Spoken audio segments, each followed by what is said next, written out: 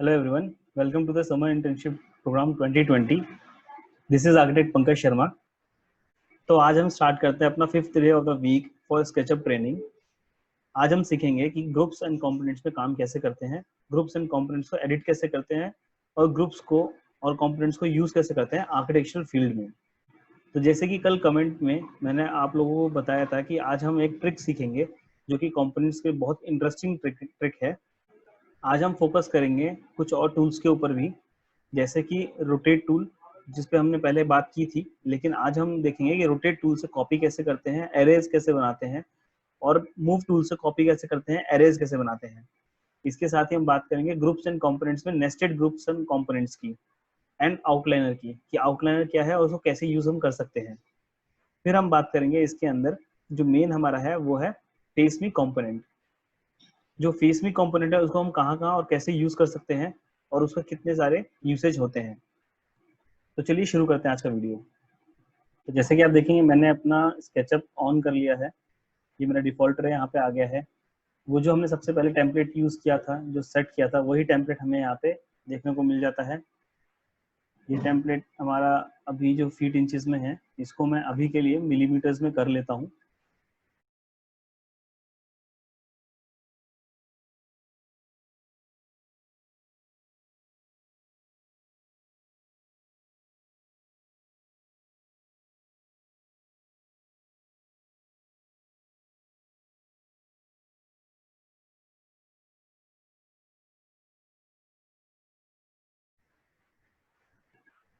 तो आज हम बात करेंगे ग्रुप्स और कंपोनेंट्स की. ग्रुप्स एंड कंपोनेंट्स को कैसे यूज करते हैं और आउटलाइनर को कैसे यूज करते हैं. इसके लिए स्टार्ट करते हैं. सबसे पहले हम एक छोटे से एग्जाम्पल से, कि जिससे हम डिफ्रेंशिएट कर पाए कि ग्रुप्स क्या है और कंपोनेंट्स क्या है. तो ग्रुप्स, जैसे कि आप नाम से समझ गए होंगे, ग्रुप्स का मतलब होता है किसी भी चीज को ग्रुप करना. ग्रुप मतलब एक साथ इकट्ठा रखना. अब वो कुछ भी हो सकता है. मान लीजिए कि हमारे पास में काफी सारी लाइंस हैं जो कि अलग अलग हैं. ये अलग अलग लाइंस हैं, लेकिन इन सबको भी हम एक ग्रुप बना सकते हैं. अगर मैं इन सब लाइन को एक साथ कर दूं, एक ही एंटिटी बना दूं, तो उसको कहते हैं ग्रुप. तो वो हमारे एक ग्रुप बन जाता है. सेम ऐसे ही अगर कोई फेसेस हैं, तो मैं अलग अलग फेसेस को एक साथ रख के उनको एक ग्रुप बना सकता हूँ, या मैं इन लाइंस और फेसेस का ग्रुप कर सकता हूँ.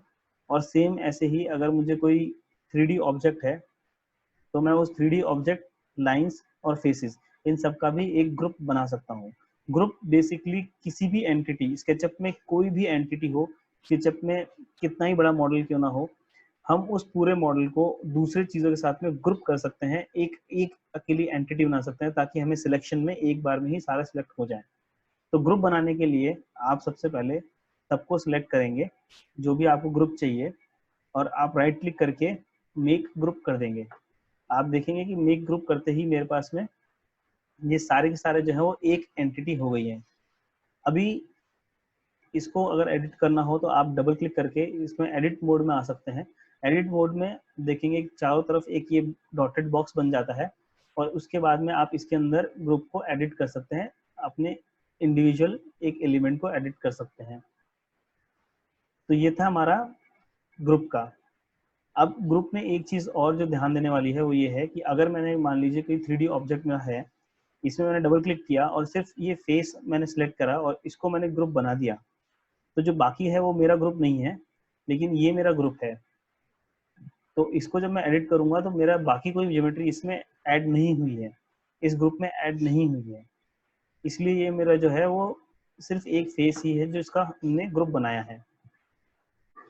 तो इसको मैं एक्सप्लोड, यहाँ से राइट क्लिक करके एक्सप्लोड कर दूंगा, तो मेरा जो ग्रुप है वो हट जाएगा, खत्म हो जाएगा, और अब मेरा वापस ये चारों का एक साथ आ गया है. अब बात करते हैं कंपोनेंट की. तो ग्रुप और कंपोनेंट बनाने का जो तरीका है वो सेम है. अगर जैसे मैं कोई भी एक ऑब्जेक्ट ले लेता हूँ, तो ग्रुप्स में और कंपोनेंट्स में सिर्फ एक चीज़ का फ़र्क है कि जो ग्रुप्स होते हैं वो सिर्फ आपके ग्रुप है ऑब्जेक्ट्स के. आप इंडिविजुअल ऑब्जेक्ट्स को उसके अंदर एडिट कर सकते हैं. आप इंडिविजुअल ऑब्जेक्ट्स के 4-5 ग्रुप बना सकते हैं, 4-5 ऑब्जेक्ट्स के ग्रुप एक ग्रुप बना सकते हैं. कंपोनेंट भी सेम है, इसमें भी आप 4-5 एंटिटीज का एक ग्रुप बना सकते हैं. इसमें भी सारी सारी जो आपकी प्रॉपर्टीज हैं वो ग्रुप वाली होती हैं. लेकिन जो कंपोनेंट है उसके अंदर एक एनहेंसमेंट ये होती है कि आपका जो कंपोनेंट वो होता है इंस्टेंस बेस्ड।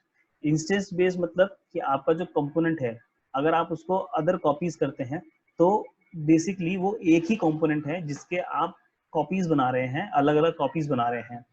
अगर हम ग्रुप में ऐसा करते हैं तो ग्रुप में भी सेम ही चीज है कि हम एक ही ग्रुप के अलग अलग कॉपीज बना रहे हैं, लेकिन वो इंस्टेंस बेस्ड नहीं होता है। उसके अंदर आपके जो ग्रुप होते हैं वो सारे के सारे डिफरेंट ग्रुप्स बन जाते हैं, लेकिन जो कंपोनेंट है वो हमेशा एक ही रहता है। इसको कहते हैं कंपोनेंट डेफिनेशन। जब भी हम कोई कंपोनेंट बनाते हैं, मैं यहाँ पे मेक कंपोनेंट करता हूँ तो आप एक देखेंगे क्रिएट कंपोनेंट का एक डायलॉग बॉक्स खुल जाता है। इसमें आता है डेफिनेशन, दैट मीन्स कंपोनेंट का नाम। तो इसको कहते हैं हम कंपोनेंट डेफिनेशन, मतलब कि आपका कोई भी एक कंपोनेंट है वो हमेशा उसका जो डेफिनेशन है वो सेम रहेगा। उसमें आप अलग अलग कंपोनेंट्स को अलग अलग डेफिनेशन देते हैं, और अगर मैं उस कंपोनेंट को कितनी भी जगह पे कॉपी कर लूँ, मान लीजिए कि मैंने कोई एक कंपोनेंट लिया उसको मैं 10 जगह पे कॉपी कर रहा हूँ, तो मेरी जो डेफिनेशन है वो सेम रहेगी। तो जब मैं एडिट करूंगा किसी एक कंपोनेंट को उन पूरे 10 में से, तो मेरी जो डेफिनेशन है वो एडिट होगी। इसका मतलब ये है कि जितने भी मेरे कंपोनेंट्स हैं उन सब कंपोनेंट्स में वो सारे चेंजेस हो जाएंगे। बट ग्रुप में ऐसा नहीं है। ग्रुप में जैसे ही आप कॉपी करते हैं, एक ग्रुप बनाते हैं और उस ग्रुप बना के आप उसको कॉपी करते हैं दूसरी जगह पे, तो आपका जो है ये दो अलग अलग इंस्टेंसेस होते हैं, ये दो अलग अलग डेफिनेशंस हैं। मैं पहले वाले ग्रुप में अगर कुछ भी चेंजेस करता हूँ, मान लीजिए कि मैंने यहाँ पे एक लाइन खींचा और इसको मैं यहाँ पे एक एक्सट्रूड कर लेता हूँ, तो ये एक ग्रुप में मैं कोई चेंज कर रहा हूँ वो दूसरे ग्रुप में नहीं होगा, क्योंकि इन दोनों की जो डेफिनेशन है वो डिफरेंट है। बट अगर मैं यहाँ पे इसको कंपोनेंट बना लेता हूँ और इसको मैं नाम दे देता हूँ क्यूब, इसका डिस्क्रिप्शन आप कुछ भी डाल सकते हैं, और बाकी की जो है वो ऑब्जेक्ट्स हम आपको बताएंगे कि किस तरह से यूज करते हैं। और मैं इसे सिर्फ एक क्रिएट कर देता हूँ, तो आप देखेंगे कि मेरा ये कंपोनेंट क्रिएट हो गया है। और इसको अगर मैं कॉपी करता हूँ दूसरी जगह पे और उसको मैं अगर चेंज करता हूँ, तो जो जो चेंजेस मैं यहाँ करूँगा आप देखेंगे वो चेंजेस मेरे दूसरे कंपोनेंट में भी होने लगेंगे, क्योंकि ये जो है ये इसे हम कहते हैं कंपोनेंट में डेफिनेशंस। जो कंपोनेंट है वो डेफिनेशन बेस्ड है, इसमें आपकी डेफिनेशन हमेशा सेम रहेगी। तो मैं अगर पहले कंपोनेंट में एडिट मोड में कुछ भी चेंज करूंगा तो वो मेरे दूसरे कंपोनेंट में भी चेंज होगा। लेकिन इसमें आप एक चीज नोट कीजिएगा, अगर मैं इस कंपोनेंट को बाहर से कुछ मॉडिफाई करता हूँ, जैसे कि स्केल करता हूँ, रोटेट करता हूँ, तो मेरे दूसरे कंपोनेंट पे कोई फर्क नहीं पड़ेगा। बट अगर मैं अंदर जाता हूँ और अंदर जाके मैं इस कंपोनेंट को चेंज करता हूँ, तो मेरा दूसरा कंपोनेंट है वो भी चेंज हो जाएगा।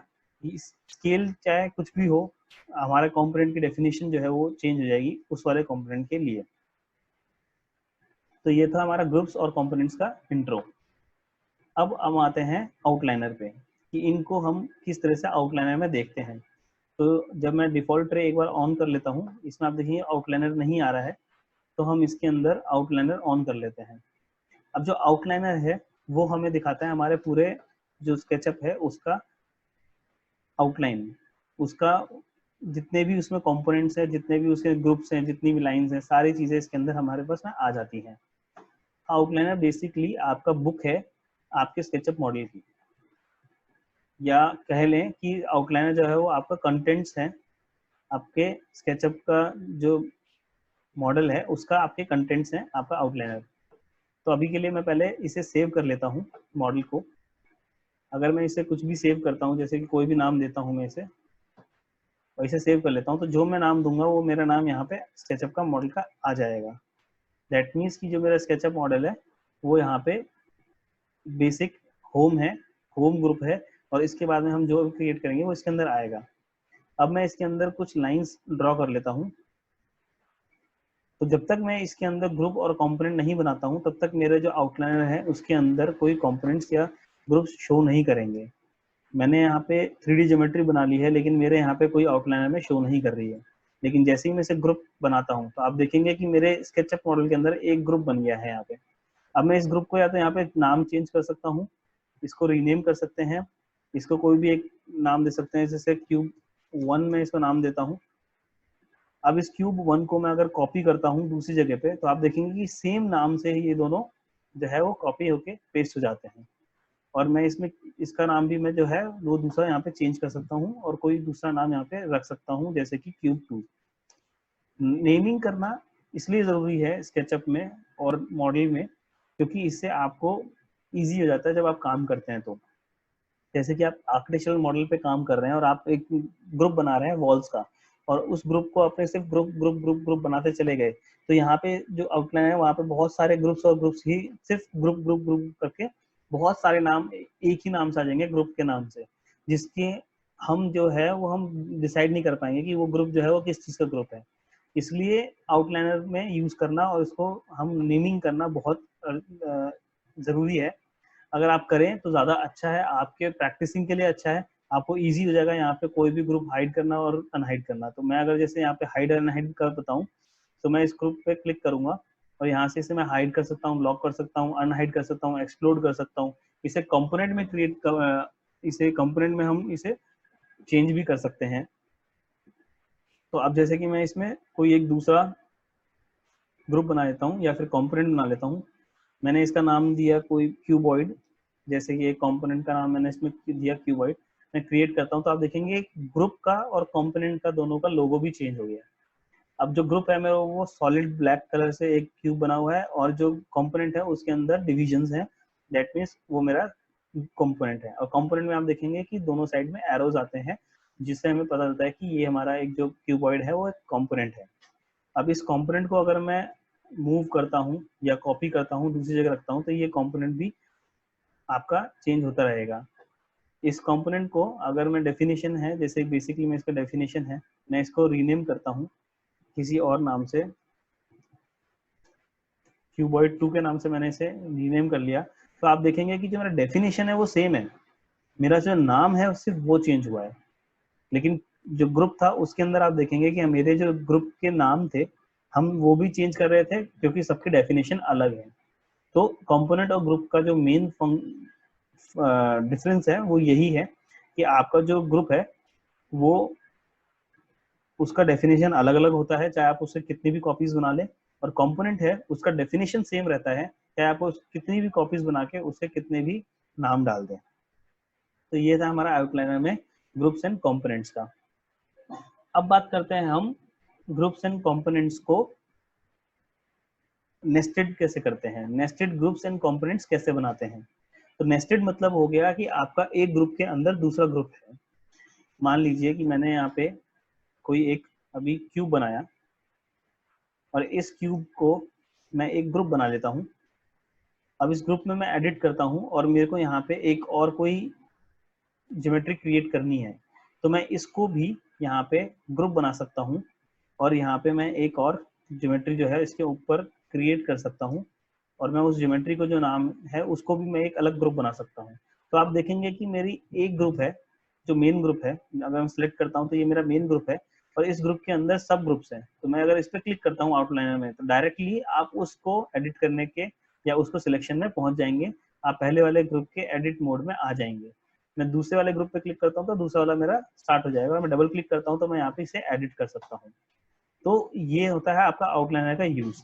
अब इसमें आपका एक चीज जो आप देखेंगे कि अभी मैंने क्या है कि इसमें नाम नहीं दिया, तो आप देखेंगे ग्रुप सारे सारे जो ग्रुप्स हैं सबके नाम सेम चलते जाएंगे। आप जितने ग्रुप्स बनाते चले जाएंगे, जितने आप नेस्टेड करते जाएंगे, यहाँ पे सिर्फ आपको एक ही नाम दिखाई देगा, group group group group group. तो उस चीज को अवॉइड करने के लिए, आप आउटलाइनर को ढंग से यूज कर पाए उस चीज के लिए, आप ये रिकमेंडेड है कि आप जब भी कोई चीज बनाए, जैसे कि अगर मैं यहाँ पे कोई अगर एक वॉल, मान लीजिए मैंने यहाँ पे वॉल बनाई, इस वॉल को मैंने एक बनाने के बाद में इसको मैंने एक ग्रुप बना लिया, तो मैं इस ग्रुप को जो है यहाँ से रीनेम करके इसे वॉल का नाम जो है वो दे सकता हूँ। तो अब मेरा ये जो ग्रुप है ये वॉल ग्रुप है। इसके अंदर मान लीजिए कि इस ग्रुप को, इसमें मुझे कोई काउंटर बनाना है या कुछ ऐसा बनाना है, तो क्या करेंगे। अब मान लीजिए कि ये जो मेरा ग्रुप है इसके अंदर मुझे कोई काउंटर बनाना है और वो भी ग्रुप होना चाहिए। तो अगर मैं डायरेक्टली यहाँ पे कोई एक रेक्टेंगल लेके अगर मैं काउंटर के लिए यहाँ पे बना लेता हूँ, तो आप देखेंगे कि ये मेरा ग्रुप एक ही है, क्योंकि इसके अंदर मेरा कोई दूसरा ग्रुप नहीं है। और आप जब भी इसमें ज्योमेट्री चेंज करेंगे, मैं अगर इस काउंटर में कोई भी ज्योमेट्री चेंज करता हूँ तो मेरा जो अदर जो पहले वाला जो ग्रुप था उसके अंदर भी मेरे चेंजेस होंगे। तो जब भी आप मॉडलिंग करें, जब ग्रुप में मॉडलिंग करें या जब कंपोनेंट्स में मॉडलिंग करें आर्किटेक्चरली, तो आप जितने भी मटेरियल्स यूज कर रहे हैं उन सबको ग्रुपिंग करना स्टार्ट कर दीजिए। इससे क्या होगा कि आपका जो आपका इससे क्या होगा कि जो आपका मॉडल है वो क्लीन बनेगा। उसमें आपके ग्रुप्स होंगे, आपके हर एक ग्रुप का आप नाम अलग डाल सकते हैं और आप कभी भी उसके अंदर कोई प्रॉब्लम नहीं होगी। जैसे कि मान लीजिए अगर मैंने इस पॉइंट को यहाँ से मूव कर दिया तो मेरा पूरा की पूरा जो ज्योमेट्री है, जो मेरी वॉल ज्योमेट्री है वो खराब हो जाएगी, जो कि हम नहीं चाहते हैं। तो इस वजह से हम इसको जो है कभी भी एक ग्रुप में नहीं रखते हैं। हम जितने भी मटेरियल्स हैं आर्किटेक्चर में सबको अलग अलग ग्रुप्स में रखते हैं। नॉट इवन मटेरियल्स, हम इसमें जितनी भी एंटिटीज होती हैं, मान लीजिए ग्रुप कोई है, वॉल के अंदर हमारा अगर विंडो आ रही है तो विंडो की अलग एंटिटी है, वॉल के अंदर अगर कोई कॉलम भी आ रहा है तो कॉलम की अलग एंटिटी है। और अगर आप डिटेलिंग ज्यादा शो करना चाहते हैं कि वॉल के ऊपर आप प्लास्टर दिखा रहे हैं तो plaster is also a different entity. तो सबसे अच्छा जो मेथड है आपका काम करने का, आपका प्रैक्टिस का, वो यही है कि आप उन सबको ग्रुप्स में डालें। तो जैसे अगर मैंने इसको एक ग्रुप बना लिया है और इस ग्रुप को मैं यहाँ पे नाम दे दूंगा वॉल का, और इस वॉल ग्रुप के अंदर मैं यहाँ पे एक काउंटर बनाऊंगा। ट्रिपल क्लिक से आप सारा सिलेक्ट कर सकते हैं और इसको ग्रुप बना सकते हैं। तो आप देखेंगे यहाँ पे मेरा एक और ग्रुप बन गया है। अब ये दो मेरे अलग अलग ग्रुप्स हैं और मैं इस ग्रुप को यहाँ पे नाम दे सकता हूँ काउंटर का, और इसको मैं यहाँ पे दूंगा, मान लीजिए कि अगर मेरी ये किचन की वॉल है तो मैं यहाँ पे किचन वॉल 1 का यहाँ नाम देके इसको ग्रुपिंग कर सकता हूँ। तो अब ये कितना इजी हो गया। अब देखिए कि मैं इस पर क्लिक करूंगा तो ये मेरी किचन वॉल 1 है जिसके अंदर मेरा काउंटर है और एक वॉल है। मैं काउंटर पे डबल क्लिक करता हूँ तो मैं काउंटर एडिट कर सकता हूँ, मैं वॉल पे डबल क्लिक करता हूँ तो मैं वॉल एडिट कर सकता हूँ। ये इतना इजी हो जाएगा आपका काम करना अगर आपको आउटलाइनर और ग्रुप्स में आ जाए है, आपको समझ में आ जाए कि किस तरह से इसके अंदर वर्क फ्लो होता है, तो आप इसमें बहुत अच्छे से काम कर सकते हैं। अब ये था हमारा आउटलाइनर और ग्रुप्स ऑफ कंपोनेंट्स का। अब ये था हमारा आउटलाइनर, ग्रुप्स और कंपोनेंट्स का एक मिक्सचर, एक वर्कफ्लो कि किस तरह से हम यहाँ पे वर्क करते हैं और किस तरह से हम कंपोनेंट्स और ग्रुप्स को यूज करके मॉडलिंग कर सकते हैं। अब हम इस पे बात करते हैं मूव कमांड से कॉपी करने का। आपने देखा होगा जब भी मैं बोलता हूँ कि मुझे कॉपी करना है तो मैं हमेशा मूव कमांड एक्टिवेट करता हूँ। जैसे मान लीजिए मेरा ग्रुप है, मैंने इस ग्रुप को यहाँ पे मूव कर मतलब कॉपी करना है तो मैंने मूव कमांड एक्टिवेट किया, क्योंकि स्केचअप में आप कंट्रोल सी और कंट्रोल वी तो कर ही सकते हैं, लेकिन इसमें क्या होता है कि आप उसको कहाँ से कॉपी करेंगे, मतलब आपका रेफरेंस क्या रहेगा कॉपी करने का। इसलिए हमेशा हम मूव कमांड यूज करते हैं कॉपी करने के लिए। मान लीजिए मुझे ये जो ग्रुप है इसको मुझे इस पॉइंट से कॉपी करना है दूसरे पॉइंट पर रखने के लिए, तो मैं इस पर क्लिक करूंगा, इसको मैं मूव करूंगा जिस भी डायरेक्शन मुझे चाहिए, और मैं कंट्रोल एक बार प्रेस करूंगा तो मेरे जो कॉपी है वो मेरा यहाँ पे बन जाएगा। आप देखेंगे कर्सर के नीचे मेरा यहाँ पे प्लस का साइन भी आ गया है जो कि मेरे शो करता है कि मैंने कॉपी कमांड एक्टिवेट कर रखा है। अब इसमें भी आप जो हम पहले बात किए थे इन्फ्रेंसेस के लिए, वो आप यहाँ पे इन्फ्रेंसेस यूज कर सकते हैं। आप यहाँ पे लेफ्ट एरो से ग्रीन एक्सिस में जा सकते हैं, राइट एरो से रेड एक्सिस में जा सकते हैं, और अप डाउन एरो से आप ब्लू एक्सिस में जा सकते हैं। तो ये भी एक हैंडी टूल हो जाता है। जैसे ही मैं इसको यहाँ पे दूसरी जगह क्लिक करता हूँ तो ये मेरा कॉपी बन जाता है। अब ये तो हो गया हमारा सिंपल कॉपी। इसके बाद में आता है एरे क्रिएट करना। जो एरे है, एरे क्या होता है? एरे आपका एक ही किसी ग्रुप का या एंटिटी का रिपीटेड कॉपीज होती है at a interval of distance और अ रेडियस। अगर आप देखें कि मेरे को इसका किसी एक डिस्टेंस पे मल्टीपल कॉपीज बनानी है तो मैं क्या करूंगा, मैं इस पे मूव कमांड से क्लिक करूंगा, मैं इसे कंट्रोल प्रेस करूंगा और मुझे जितना दूर इसे रखना है उतना आप नीचे देखेंगे यहाँ डिस्टेंस आता है मेरा यहाँ पे लिखा हुआ। ये डिस्टेंस बहुत बड़ा है क्योंकि हम यहाँ पे बहुत बड़े यूनिट्स पे काम कर रहे हैं। तो मैं इसको एक टाइम के लिए छोटा कर लेता हूँ। मैं इसको 10,000 by 10,000 that means 10 metre by 10 metre के स्केल पे ले आता हूँ, और मैं इसे जूम एक्सटेंड करके हम इस पे आ जाते हैं ताकि हमारा जो स्केलिंग है वो छोटा हो जाए मॉडल की और हम इसमें इजीली कर पाए। तो मान लीजिए मैंने यहाँ पे एक 1000 metre by 1000 mm by 1000 mm, that means 1 metre by 1 metre का एक मैंने क्यूब स्क्वायर बनाया है, और उसको मैं 1 मीटर का एक क्यूब बना लूंगा, इसको मैं एक ग्रुप बना लूंगा। तो मेरा 1 मीटर बाय 1 मीटर का ये पूरा एक ग्रुप बन गया है। इसको और वेरीफाई करने के लिए आप एंटिटी इन्फो में देख सकते हैं कि हमारा जो मिलीमीटर क्यूब में हमारा इसका वॉल्यूम भी आ गया है। अब यहाँ पे आप एक चीज और नोटिस करेंगे कि हम जो यहाँ पे यूनिट्स यूज कर रहे हैं, हम अभी तक मिलीमीटर्स यूज कर रहे हैं। अगर हम इसको चेंज करना चाहें, अगर हम इसमें जो मिलीमीटर की जगह हम यहाँ पे सेंटीमीटर या मीटर करना चाहें, तो हम वो भी कर सकते हैं। अब यहाँ पे मैं प्रिसीजन तो 0 मीटर पे रख सकता हूँ या 0.00 मीटर पे रख सकता हूँ, और जो मेरा लेंथ स्नैपिंग है उसको मैं 0.01 मीटर पे रखूंगा, तो मेरा 10 सेंटीमीटर पे ये पॉइंट स्नैप करने लगेगा। अब मैं इस पर क्लिक करूंगा तो आप देखेंगे मेरा जो वॉल्यूम है वो 1 मीटर क्यूब में चेंज हो गया है, और मेरी जो लेंथ है वो भी मैं यहाँ पे मेजर कर सकता हूँ मीटर्स में, दैट इज 1 मीटर। तो इसको अब यहाँ पे मैं जैसे कॉपी करता हूँ एरे बनाने के लिए, मान लीजिए मैंने इसे 1.5 मीटर पे कॉपी किया है, तो ये मेरा 1.5 मीटर पे कॉपी हो गया है।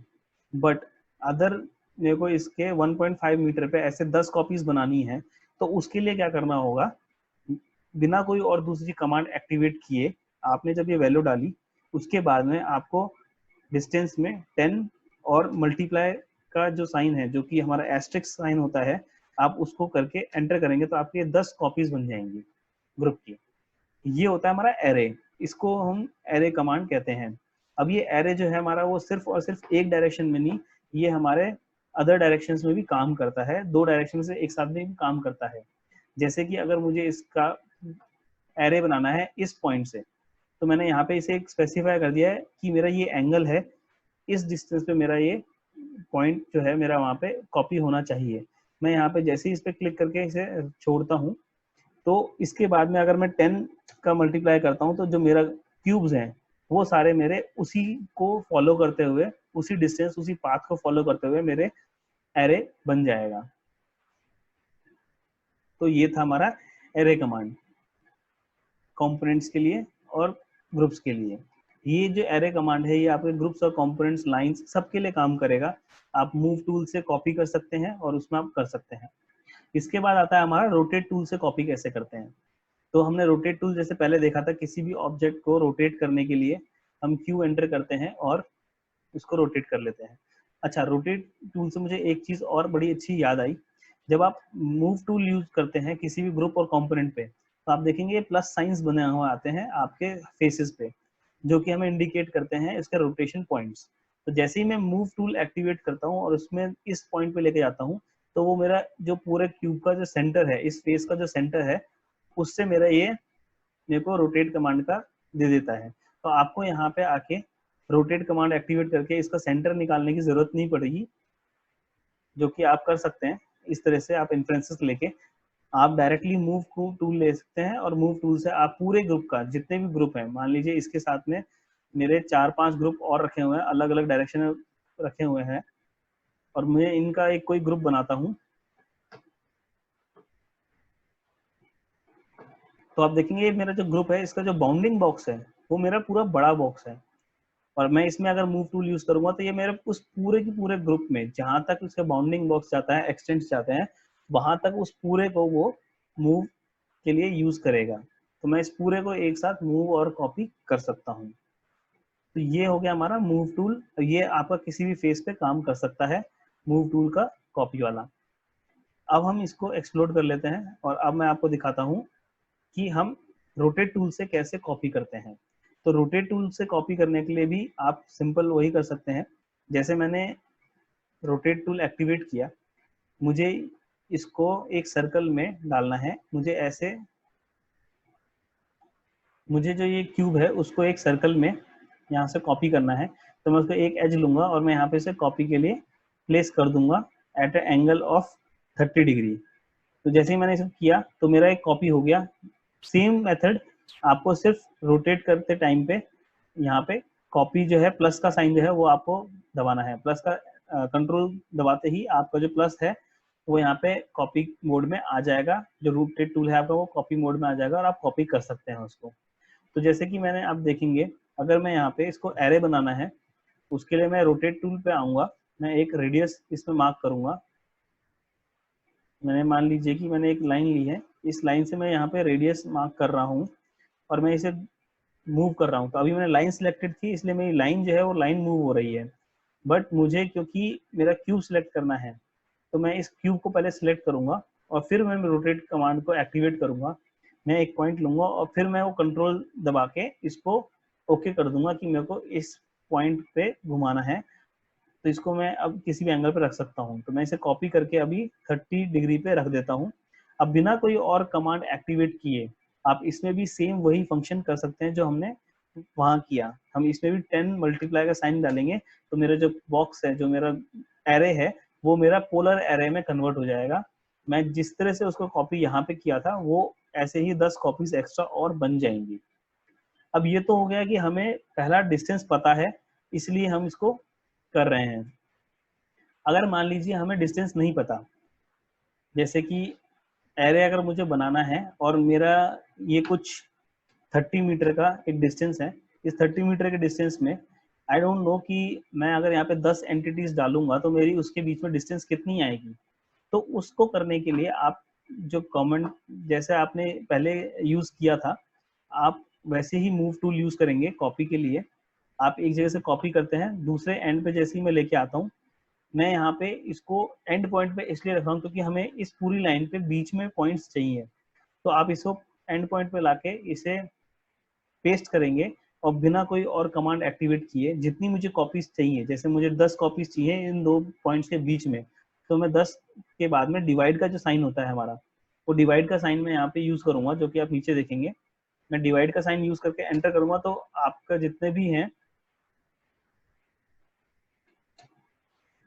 आपके जितने भी बॉक्सेस हैं, वो ऑटोमेटिकली सेम डिस्टेंस पे, इक्वल डिस्टेंस पे बीच में 10 जो है एंटिटीज मेरी बन जाएंगी। मेरे 10 ग्रुप्स जो हैं वो बन जाएंगे, including the one which we have already copied earlier.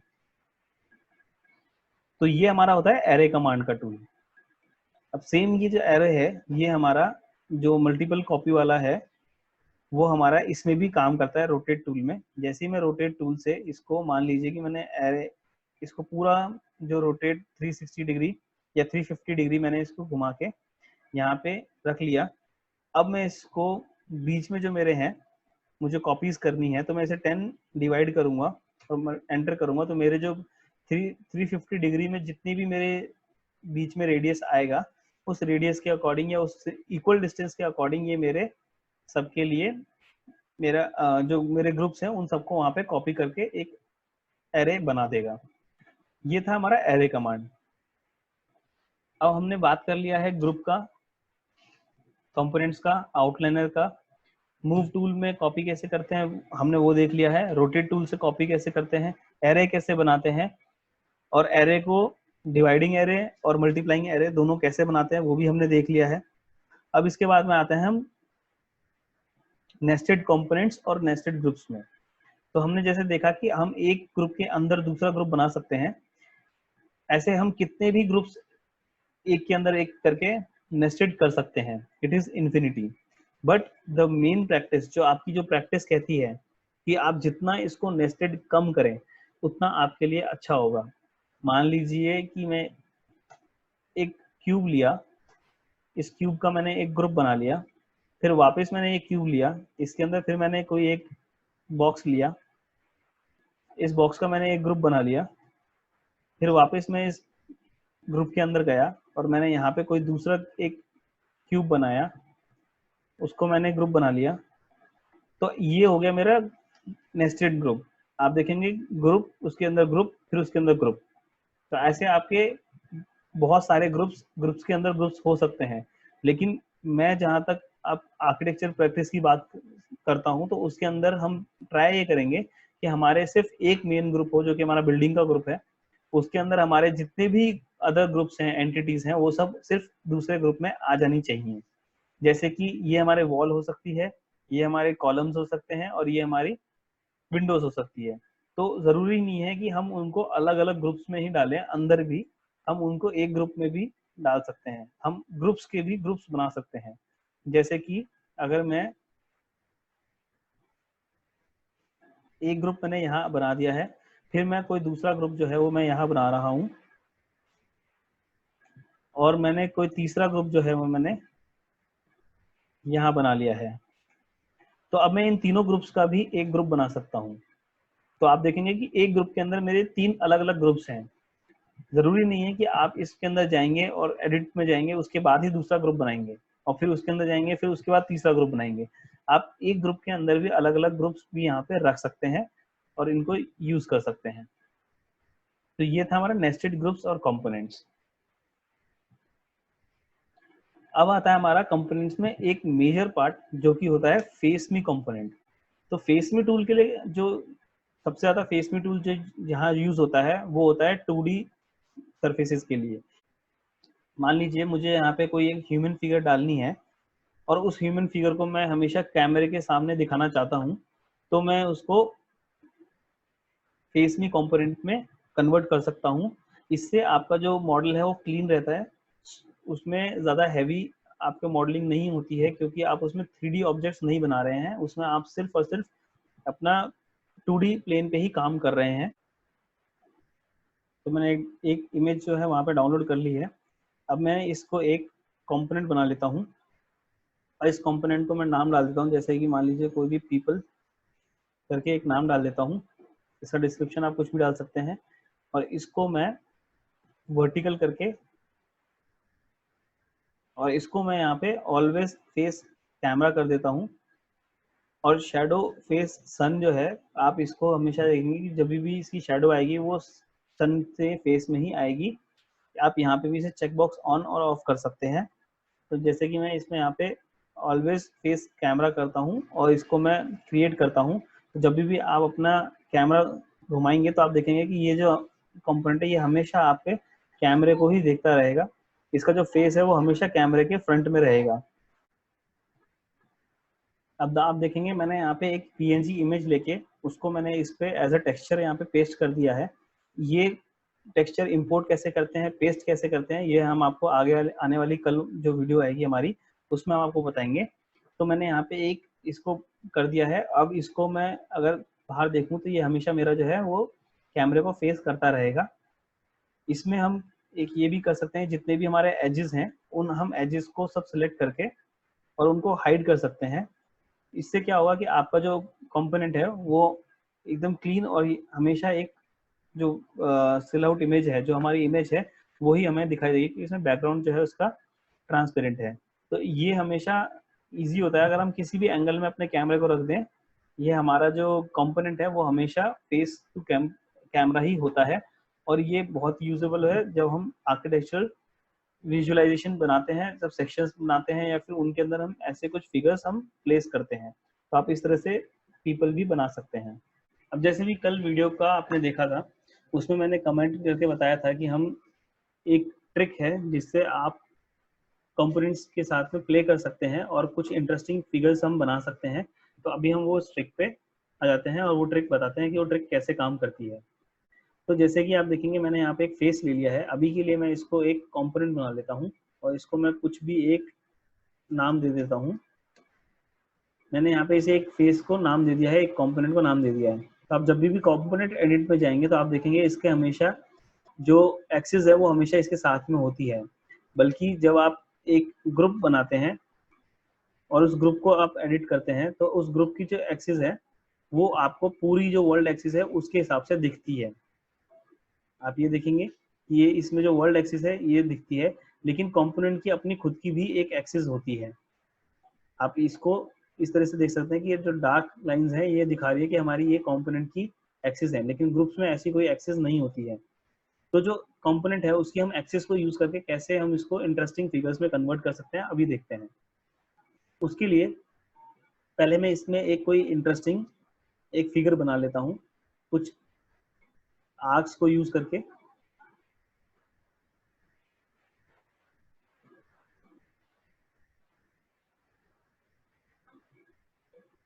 मैंने यहाँ पे कुछ एक ऐसे इमेज बना ली है।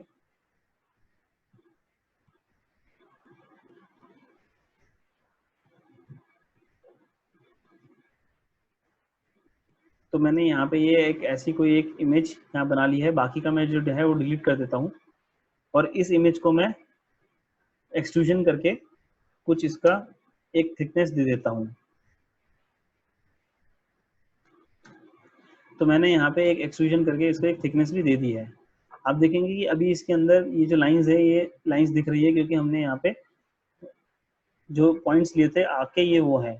इन लाइंस को भी आप हटा सकते हैं, इसको और स्मूथ कर सकते हैं। आप इसमें ट्रिपल क्लिक करिए, कंपोनेंट में आइए, सारे ट्रिपल क्लिक करके सारा कुछ सिलेक्ट कीजिए और आप देखेंगे यहाँ पे हमारे पास में सॉफ्ट एजेस करके, सॉफ्टन एजेस करके एक टूल है। इसमें आप सॉफ्ट को प्लानर कर देंगे तो आपकी जितनी भी एक प्लेन पे लाइंस हैं वो सारी को प्लेन होके आपके एक जैसा दिखाई देने लगेंगी। तो ये भी एक बहुत अच्छा टूल है जब आप सॉफ्ट इमेज सॉफ्ट करते हैं और अपने मॉडल को आप अच्छा नाइस एंड क्लियर दिखाना चाहते हैं। तो अब क्योंकि हमारा ये जो है वो एक कंपोनेंट है, तो इसको हम कॉपी, हमने आपको बताया था एरे कैसे बनाते हैं, तो उस एरे को इसमें हम ये भी कर सकते हैं कि इस एरे को हम एक पोलर एरे कर लेते हैं। तो हम पोलर एरे बनाने के लिए इसको हम जो कंपोनेंट है उसको हम 45 डिग्री पे एक कंपोनेंट इसका बना लेते हैं। 45 डिग्री से मैंने इसलिए चूज किया स्पेसिफिकली क्योंकि 45 डिग्री 360 डिग्री को आप 45 डिग्री में इजीली ब्रेक कर सकते हैं, डिवाइड कर सकते हैं। तो अगर हम 360 डिग्री को 45 डिग्री में डिवाइड करते हैं तो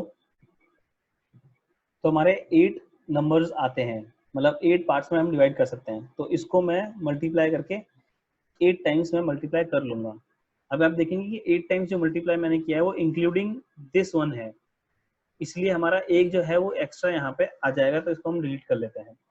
अब ये जो आप देखेंगे कि मैंने एक कंपोनेंट है जिसको मैंने यहाँ पे रेडियल से कॉपी कर लिया है और इसको हमने एक घड़ी की सुई जैसे सब जगह पे डाल दिया है।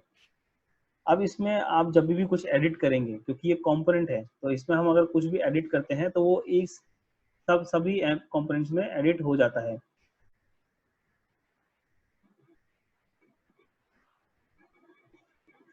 तो इसी फीचर का हमें यूज करना है इस इंटरेस्टिंग ट्रिक के लिए। तो हम क्या करेंगे, इसकी जो पोजीशन है हम वो पोजीशन चेंज करेंगे। आप देखेंगे जैसे ही मैं इसे पोजीशन चेंज करता हूँ तो मेरे पास में ये ज्योमेट्री है ये आके कोलाइड होने लगी है और मैं इस कोलिजन से इस ज्योमेट्री को और अच्छा और क्रिएटिव बना सकता हूँ। इवन मैं इसको यहाँ से रोटेट भी कर सकता हूँ और इसको अगर मैं अदर डायरेक्शन में मूव करता हूँ तो आप इसको यहाँ से मूव करके एक अलग से इंटरेस्टिंग सा कुछ एक फिगर बना सकते हैं। तो ये बहुत ही इंटरेस्टिंग ट्रिक है, कंपोनेंट्स के एक्सिस को यूज करके, कंपोनेंट्स को यूज करके आप उसको कैसे एडिट कर सकते हैं और किस तरह से आप उसको यूज कर सकते हैं अपने, और किस तरह से आप उसको यूज कर सकते हैं कुछ इंटरेस्टिंग फिगर्स बनाने के लिए। अब इन फिगर्स में आप देखेंगे कि मैंने एक इसको ग्रुप बना लिया है। अगर मैं इसको इसके साथ में कुछ एक लाइन को ले लेता हूँ और मैं इसको यहाँ पे एक रेक्टेंगल बना लेता हूँ, तो मैं पुराना वाला ग्रुप भी डिलीट कर सकता हूँ और ये रेक्टेंगल आप देखेंगे कि मेरा ये रेक्टेंगल यहाँ पे आ गया है। तो ये भी मेरा एक कंपोनेंट ही है। अब इस कंपोनेंट में आप कुछ भी चाहे वो चेंजेस आप कर सकते हैं। मैं इसको कैसे भी चेंज करके इसको यहाँ पे डाल सकता हूँ।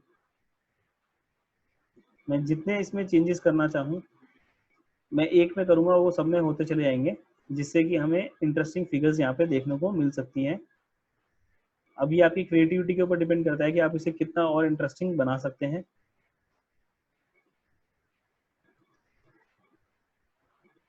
आप जैसी चाहे इसमें ऐसी, आप जैसी चाहे इसमें वैसी फिगर्स बना सकते हो और उनको आप एंगल्स की तरह और इनको अच्छी तरह से ट्रीट करके आप इसमें क्रिएटिव हो सकते हैं अपने काम को लेके। जब आपका ये बन जाए तो आप इसको पूरे को एक साथ सेलेक्ट करके ग्रुप कर सकते हैं, तो आपका ये एक ही ग्रुप के अंदर सारे के सारे यहाँ पे आ जाएंगे और आप इसको यूज कर पाएंगे। सेम ऐसे ही, क्योंकि हम इसमें मैनिपुलेट टूल है, हम एक कंपोनेंट के आके उसको किस तरह से भी मैनिपुलेट कर सकते हैं, तो हम उसको स्केल भी कर सकते हैं। तो मैं इसको स्केल भी कर सकता हूँ, तो एक को स्केल करूंगा तो मेरे सारे स्केल होंगे। इसको मैं किसी भी डायरेक्शन स्केल कर सकता हूँ, छोटा या बड़ा, इसको बाहर भी साइड भी स्केल कर सकते हैं। तो आप देखेंगे जैसे जैसे मैं इसमें एडिट करता जाऊंगा ये जो शेप है ये और इंटरेस्टिंग होती चली जाएगी। ऐसी कुछ शेप्स मैंने आगे बनाई हैं, मैंने अपने वेयर हाउस में डाली हैं, आप जाके चेक कीजिएगा। मैं आपको दिखा भी देता हूँ कि वो कौन सी है। तो आप देखेंगे कि मैंने यहाँ पे ये 2-3 जो टेबल्स हैं, एक ये टेबल है, एक ये टेबल है, और एक ये जो डिजाइन है सर्कल्स के साथ में, ये जितने भी 3D ऑब्जेक्ट्स हैं मैंने ये सारे इसी टेक्निक को यूज करके बनाए हैं।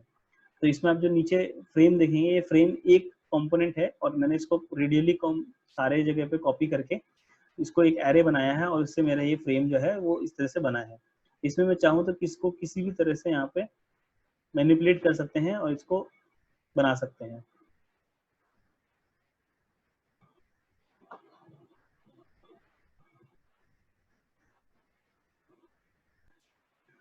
तो ये था हमारा आज का वीडियो ग्रुप्स एंड कंपोनेंट्स को लेके।